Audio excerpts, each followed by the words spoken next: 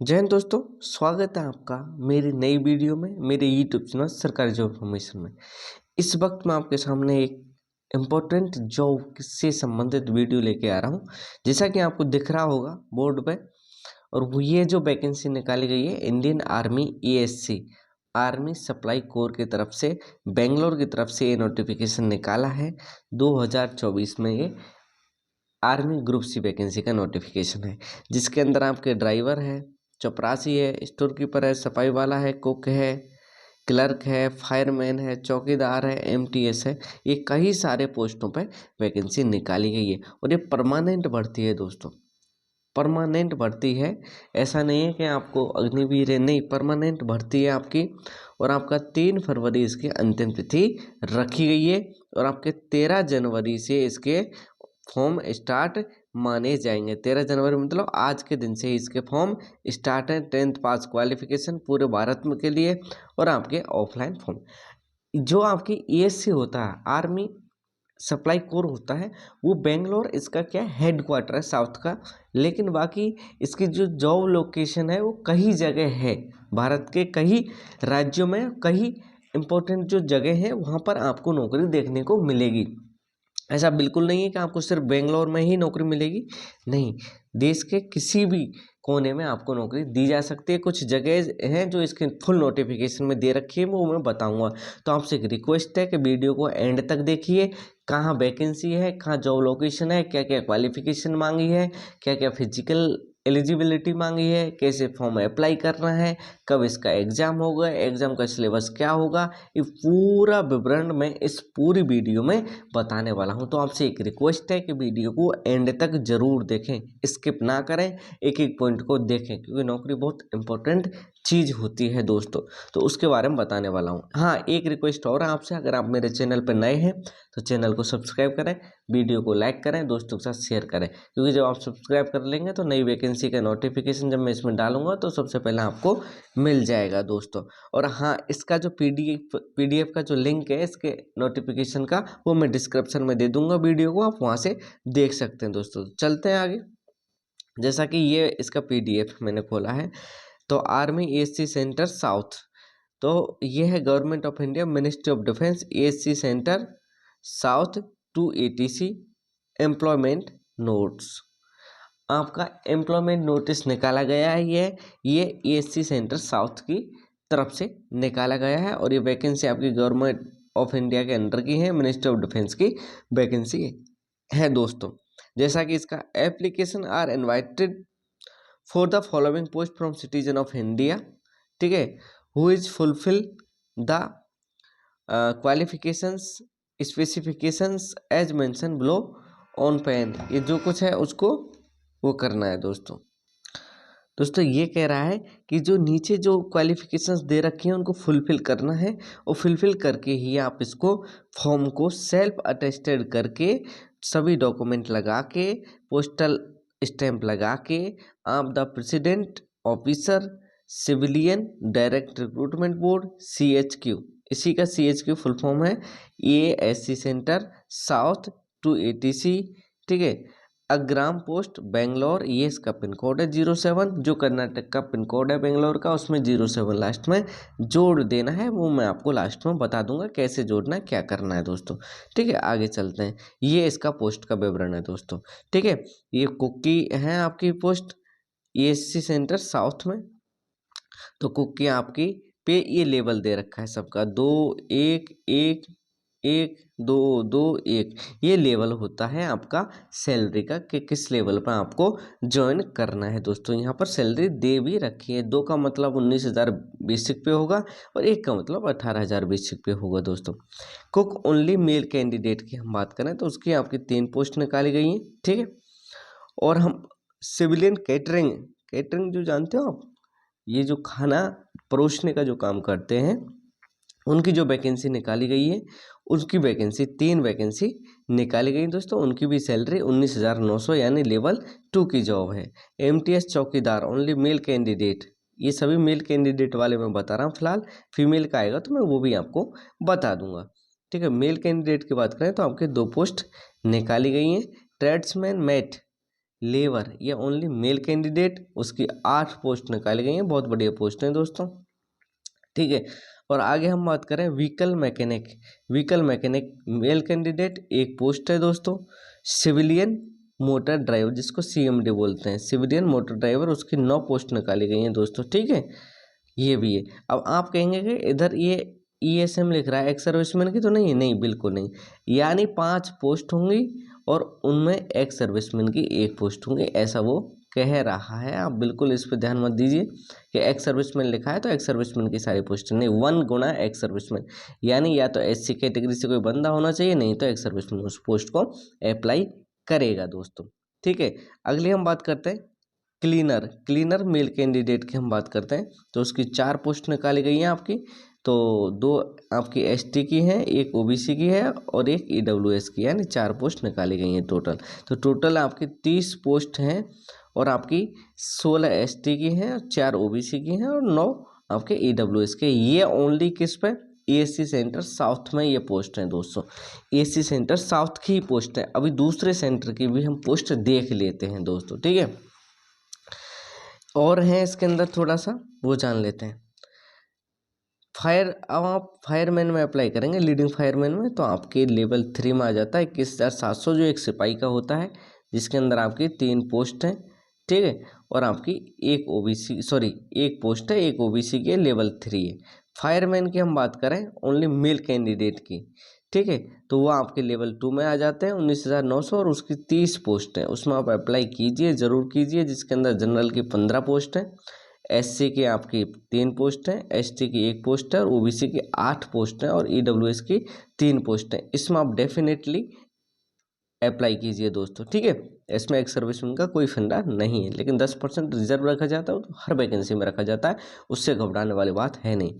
Fire engine driver, fire engine driver आपका वही है, इसका बेसिक पे आप लेवल 3 पे आते हैं सिपाही के तौर पे, तो आपका 21,700 इसका बेसिक पे रखा गया है, जिसकी पोस्टों की संख्या आपकी 10 है और UR की आपकी 2 पोस्ट है, SC की आपकी 3 पोस्ट है और आपकी ST की 2 पोस्ट है, OBC की 2 पोस्ट है और EWS की 1 पोस्ट है। तो इन टोटल को मिला के हम बात करें तो आपकी 71 पोस्ट हैं, टोटल 71 पोस्ट ही निकाली गई हैं। UR की आपकी 17 पोस्ट हैं, SC की आपकी 7 पोस्ट हैं, ठीक है, ST की 19 पोस्ट हैं और OBC की 15 पोस्ट हैं और EWS की 13 पोस्ट हैं, यानी टोटल इतनी सारी वैकेंसी आपको देखने को मिल रही हैं। अगला एक नोट दिया है, नोट जरूर पढ़ें। Physically handicapped candidate who have no vacancies for these trade, vehicle mechanic, fire engine driver, leading fireman, civilian motor, इनके लिए वैकेंसी नहीं है। फिजिकली हैंडीकैप्ड इनमें अप्लाई नहीं कर सकते। भाई जिसमें फिजिकली वर्क हो सकता है उसमें कैसे अप्लाई कर सकता है, तो वही कह रहा है candidate to apply only 1 trade, एक ट्रेड के लिए एक ही अप्लाई कर सकते हैं। Application candidate will be rejected for the more than 1 trade, यानी एक से ज़्यादा आप फॉर्म भरेंगे तो वो फॉर्म आपका रिजेक्ट होगा। वो इम्पोर्टेंट नोट उसने लिखा है कि एक ही फॉर्म भरना है, एक से ज़्यादा अगर आप फॉर्म भरेंगे तो वो फॉर्म आपका रिजेक्ट माना जाएगा। आगे बात करते हैं। All correspondence including dispatch of call letters and return test will be through email, ठीक है, no physically copy will be dispatched. Therefore candidate should have mention function, mobile number and email address, यानी जो आप form भरेंगे उस time जो admit card आपको भेजेंगे वो आपके मेल पे ही भेजा जाएगा, कोई भी आपको फिजिकली नहीं भेजा जाएगा। ये इम्पोर्टेंट उसने बात कह दी कि आपको जो आपने फॉर्म भरा है उसके साथ जो एडमिट कार्ड भेजेंगे आप भर के, वो एडमिट कार्ड आपके मेल पे ही मैसेज द्वारा बताया जाएगा, आपको कोई भी फिजिकली एडमिट कार्ड नहीं भेजा जाएगा। ये इम्पोर्टेंट है दोस्तों, ठीक है। तो ये बात आपने देख ली। और कौन कौन सी जगह पे क्या वैकेंसी निकली है वो भी मैं आपको बता देता हूँ। 71 को क्या किया उसने, जगह जगह पे डिस्ट्रीब्यूट किया है दोस्तों।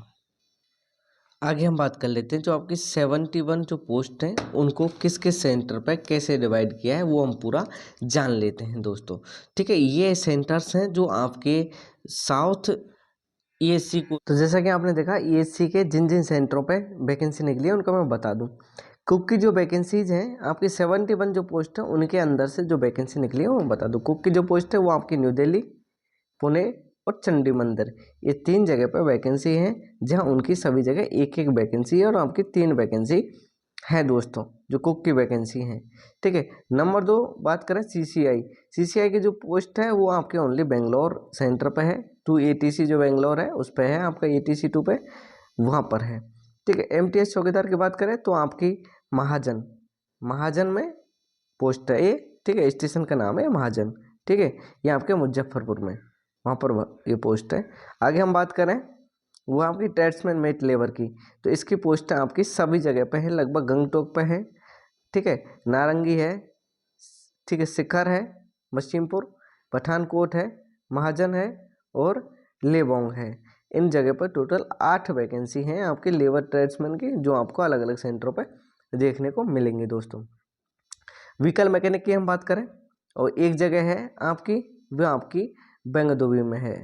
आगे आपकी सीएमडी जिसको हम बोलते हैं सिविल मोटर ड्राइवर, उसकी आपकी अलग अलग जगह पे हैं ये पोस्ट। पठानकोट में भी है, चेन्नई में है, सबसे ज़्यादा पठानकोट के अंदर है, चेन्नई के अंदर है, फिर आपकी खपरेल्स में है और आपकी बेंगदुबी में है। ये आपकी टोटल 9 पोस्ट हैं दोस्तों। ठीक है। आगे बात करें आपकी क्लीनर, क्लीनर की आपकी 4 पोस्ट कालका में है, कालका आप सबने देखा होगा। उसके बाद हम बात करें लीडिंग फायरमैन की, लीडिंग फायरमैन की एक पोस्ट आपकी पठानकोट में है, एक ही पोस्ट है लीडिंग फायरमैन की पठानकोट में। अब हम बात कर लेते हैं थोड़ी सी फायरमैन की, तो फायरमैन की टोटल 30 पोस्ट है आपकी, अलग अलग जगह पे हैं आपकी। दीमापुर में है, किरकी में भी है आपकी, ठीक है, जैसलमेर में भी है, जोधपुर में है, ठीक है, नारगी है, अंबाला है, लखनऊ है, उधमपुर है, बरेली है, सभी जगह पे आपको देखने को मिलेंगे। दिल्ली में भी है, भटिंडा में भी है, गंगटोक में भी है, ठीक है, मिसामरी में है, आपके पठानकोट है, राजौरी में भी है, सभी जगह आपको मिल जाएंगे। तो टोटल 30 पोस्ट आपकी फायरमैन की देखने को मिल रही हैं दोस्तों। आगे बात करें हम फायरमैन, जो फायर ड्राइवर इंजन ड्राइवर है उसकी भी आपकी टोटल 10 पोस्ट है। ठीक है। जो आपकी सूरतगढ़ राजस्थान में भी है, अंबाला में भी है, ठीक है, भालूमारा है, बीडीबरी है, उधमपुर है, पठानकोट है और खंडौरी है। इन सभी जगह पर आपको 10 पोस्ट इसकी देखने को मिलेंगे। तो इन सबको मिला के टोटल 71 पोस्ट है, जो विभिन्न विभिन्न सेंटरों पर मैंने विस्तार से आपको बता दी दोस्तों। आगे हम बात कर लेते हैं इसकी कि आपका क्वालिफिकेशंस क्या क्या रखी गई हैं उसके अंदर, पर्टिकुलर्स एलिजिबिलिटी क्राइटेरिया क्या क्या रखा है। पहले कुक की बात करें तो कुक आपको 10वीं पास होना चाहिए और कुकिंग का आपको नॉलेज होना चाहिए। एक्सपीरियंस डिजायरेबल है, एक्सपीरियंस ज़्यादा है तो अच्छी बात है, नहीं तो कोई दिक्कत नहीं है दोस्तों। ठीक है। तो कुक का आपका 10वीं पास होना जरूरी है। सीएमडी हम बात करें सीसीआई की, सिविलियन कैटरिंग इंस्ट्रक्टर, उसकी बात करें तो आपको ये 10वीं पास तो होना ही होना है। उसके बाद आपको एक डिप्लोमा सर्टिफिकेट भी होना चाहिए कैटरिंग में। ठीक है। डिजायरेबल चीज़ में बताऊंगा नहीं, डिजायरेबल एक्सपीरियंस होता है तो आपको छूट मिल जाएगी ना, कोई दिक्कत नहीं है। एमटीएस चौकीदार आपका 10वीं होना चाहिए और आप ट्रेड में आपको नॉलेज होना चाहिए, बस इससे ज़्यादा कुछ नहीं है। ट्रेड्समैन मेट की हम बात करें तो आप 10वीं पास होने चाहिए और बाकी आपको प्रोफिशिएंसी आप अपने ट्रेड में थोड़ा सा फिट होने चाहिए। ठीक है। व्हीकल मैकेनिक की बात करें तो 10वीं पास होना चाहिए आपको और आपको इसके टूल्स वगैरह के नाम याद होने चाहिए हिंदी इंग्लिश में, और आपको 1 साल का एक्सपीरियंस आपको होना चाहिए। सीएमडी की बात करें तो 10वीं पास होना चाहिए और आपका वैलिड हैवी या लाइट ड्राइवर लाइसेंस होना ज़रूरी है और आपको एटलीस्ट 1 ईयर का एक्सपीरियंस ड्राइविंग मोटर व्हीकल का होना ज़रूरी है। क्लीनर की हम बात करें तो आप 10वीं पास होना चाहिए और अपने ट्रेड में आपको नॉलेज होना चाहिए। फायर इंजन ड्राइवर की हम बात करें तो आप 10वीं होना ज़रूरी है और अपने ट्रेड में आपको नॉलेज होना ज़रूरी है। बस ये है, ज़्यादा कुछ नहीं, सब में लगभग 10वीं ही मांगी गई है। फायरमैन की हम बात करें तो आप 10वीं पास होने चाहिए और आपको मेंटेनेंस या ऑल टाइप इसके फायर एक्सटिंग्विशर होते हैं उनका नॉलेज होना ज़रूरी है। बाकी आपसे कोई भी डिप्लोमा कहीं पर भी नहीं मांगा है, आपको सिर्फ उसका नॉलेज होना ही ज़रूरी है। लीडिंग फायरमैन वो सेम कंडीशन, सिर्फ आपको होना क्या है कि आपको 10वीं पास होना चाहिए और आपको उसके जो यूजेस क्या क्या होते हैं फायर एक्सटिंग्विशर्स के, कैसे उसको यूज करना है, क्या उसके क्या क्या उसके अंदर मिला हुआ, उसका नॉलेज होना ज़रूरी है। बाकी आपसे कोई भी डिप्लोमा कोई भी सर्टिफिकेट नहीं मांगा गया है, आपके पास है तो उसको छूट मिल जाएगी, नहीं बाकी ऐसा कुछ भी नहीं मांगा गया है। फायरमैन के लिए या लेबर के लिए हम थोड़ा फिजिकल स्टैंडर्ड की बात कर लेते हैं और स्किल टेस्ट क्या क्या होगा। ठीक है, हम बात करें इसकी। सबसे पहले आपका ट्रेड्समैन मैट। ट्रेड्समैन में आपका आपकी 1500 मीटर की दौड़ है जो आपको 6 मिनट में पूरी करनी है, और 50 किलो वजन लेके आपको 200 मीटर तक चलना है। ठीक है, 100 सेकेंड में। ये तो वो हो गई। और इसका भी आपको एज के हिसाब से बताया गया है, वो एक्स सर्विसमैन का है। एक्स सर्विसमैन इसको देख लेंगे, आपको इस पर ज़्यादा फोकस नहीं करना है। आपको सिर्फ इतना है कि आपको 1500 मीटर आपको 6 मिनट में दौड़ना है, और 50 केजी वजन लेके आपको 200 मीटर 100 सेकेंड में चलना है। इतना ही है। हम बात करें अगला फिजिकल स्टैंडर्ड आपका फायर इंजन ड्राइवर का। उसके आपको फिजिकली फिट होना चाहिए, और आपका जो हाइट है वो आपकी मिनिमम विदाउट शूज आपकी 165 सेंटीमीटर होनी चाहिए। और चेस्ट की हम बात करें तो 81.5 सेंटीमीटर होना चाहिए, और 5 सेंटीमीटर का एक्सपेंशन होकर आपका 85 सेंटीमीटर होना चाहिए। मिनिमम जो आपका वेट है वो 50 केजी होना जरूरी है दोस्तों। ठीक है, उसके बाद इसमें हम स्किल टेस्ट की बात करें तो आपको फायरमैन के लिए 65.5 केजी वजन लेके 183 मीटर आपको 96 सेकेंड में दौड़ना है। चलना है, दौड़ना है, वो आपकी कैपेसिटी के ऊपर निर्भर करता है, लेकिन आपको 65.5 किलो वजन लेके 183 मीटर 96 सेकेंड में जाना है, 96 सेकेंड में जाना है। ठीक है, और आपको 2.7 मीटर आपको लॉन्ग जंप भी करना है, बहुत फीट लॉन्ग जंप करना है। ठीक है, वो आपको 2.7 मीटर। ठीक है, क्लाइंबिंग की बात करें तो आपको 3 मीटर आपको रोप चढ़ना है। ठीक है, और यूजिंग हैंड और फीट, पैरों का यूज करते हुए, और ऊपर आपको एक रस्सी पर 3 मीटर तक ऊपर चढ़ना है। ठीक है, ये आपका फायर इंजन का हो गया। अब हम बात कर लेते हैं लीडिंग फायरमैन या फायरमैन की।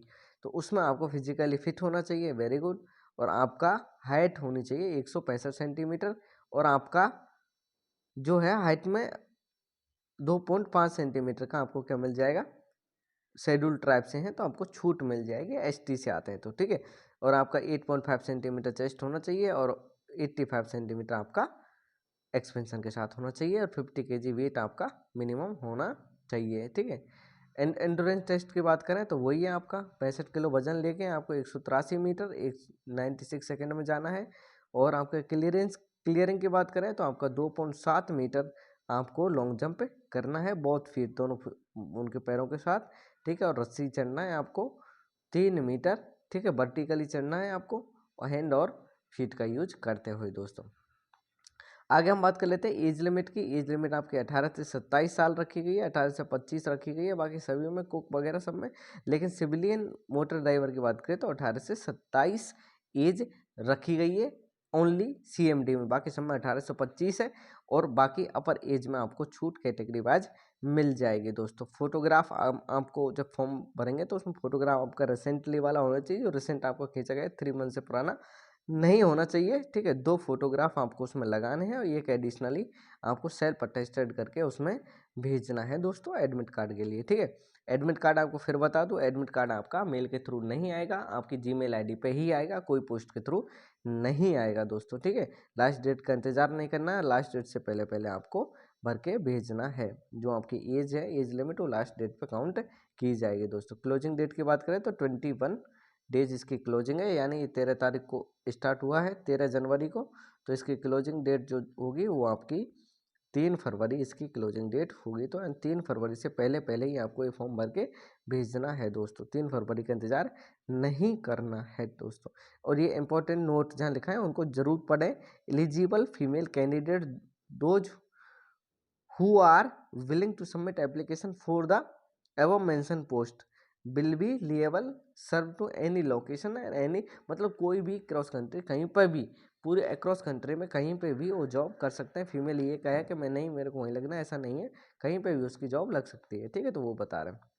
अगला आएगा आपका स्कीम ऑफ एग्जामिनेशन। एग्जामिनेशन क्या होगा, तो एग्जामिनेशन में आपके 4 पार्ट होंगे, 4 पार्ट होंगे। आपका 100 नंबर का पेपर होगा, 2 घंटे आपको टाइम मिलेंगे, जिसमें आपका reasoning objective type OMR based exam होगा।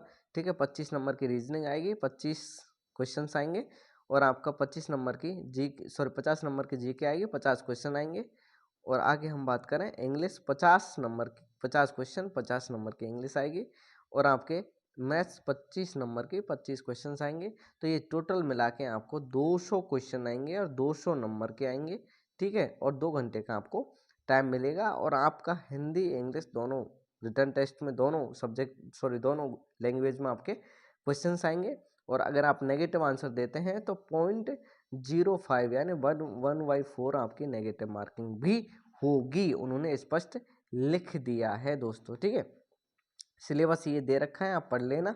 आपको चाहिए तो मैं विस्तार से सिलेबस पर वीडियो बना दूंगा। पहले आप फॉर्म भरिए, वो इंपॉर्टेंट है, उसके बाद की बात है ये कि क्या होगा। ठीक है, आगे हम बात कर लेते हैं फॉर्म कैसे भरना है, वो इंपॉर्टेंट है। ठीक है, तो candidate should have read the advertisement carefully before filling the application form. All the candidate to satisfy themselves, ठीक है, that they are eligible to apply for the post as per आपके एडवर्टाइजमेंट के आपको पहले पढ़ना है सही तरीके से, उसके बाद भरना है। तो भरने के लिए क्या है, एक बड़ा एनवलप लेना है, एनवलप के ऊपर लिखना है फॉर द पोस्ट ऑफ, जिस पोस्ट के लिए अप्लाई करना है उस पोस्ट का नाम लिख देना है।